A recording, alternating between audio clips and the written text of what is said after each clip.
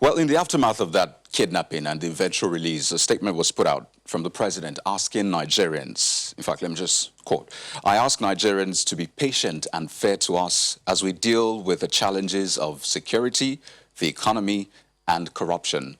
We will not relent." But, you know, the part I'd like you to just help clear up is the patience part. Just how long is this government asking Nigerians to be patient for? Because there needs to be a timeline to achieving goals. I know you appreciate that. So just how long is this government asking for? That patience will never run out. It should never run out. Throughout the life of this government, in the life of succeeding government, in the life of all governments to come, the citizenry will have to be patient with government at any given time. Because challenges are not something you just wave a magic wand and they disappear. No, challenges will always be there.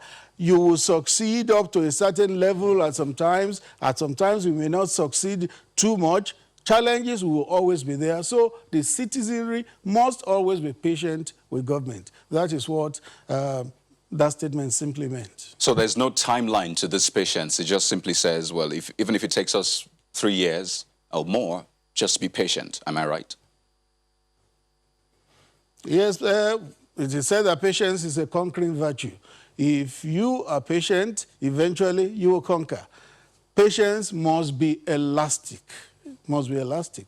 It is not something that you will get to a point and you say, well, patience has run out. It doesn't work like that. Patience must be a continuous thing.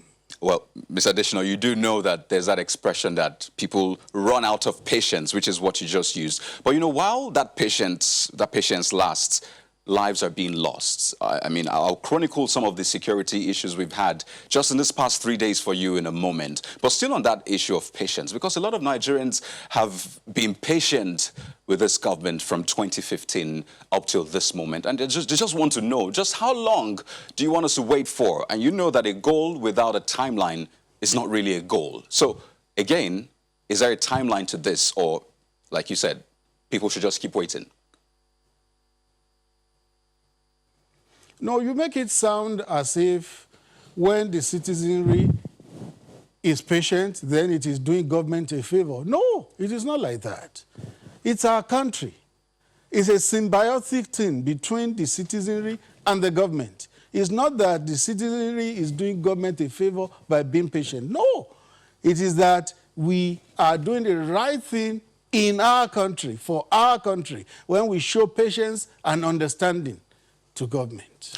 It's in our collective interest. You know that the responsibility and purpose of government is to ensure security and welfare of citizens. It doesn't say the other way around, the responsibility and purpose of the people. It's the government. So the people actually being patient. That's why the government asks for patience, because it needs people to be patient. And again, I know you appreciate this. I know you gauge opinions of Nigerians, and they are watching tonight just to get a sense of this is what we're doing, this is how long it will take from the government. So maybe another chance to ask you, how long?